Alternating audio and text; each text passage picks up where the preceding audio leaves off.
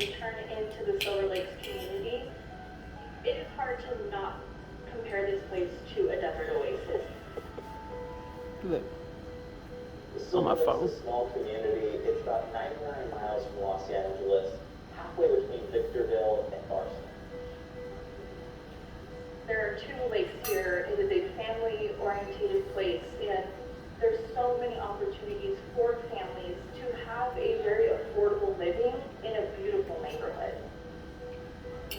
Some people move to Silver Lakes to either retire or have more of a private, like less city life. And it's in Silver Lakes where Robert and Sabrina Limon live with their 2 children. And just to put the Limon icing look on just the like him. cake of this picture of domesticity, the street they lived on was Strawberry Lane. Sabrina is my baby sister. She was born when I was 15 years old, and we've just not kind you. of bonded ever since she was born.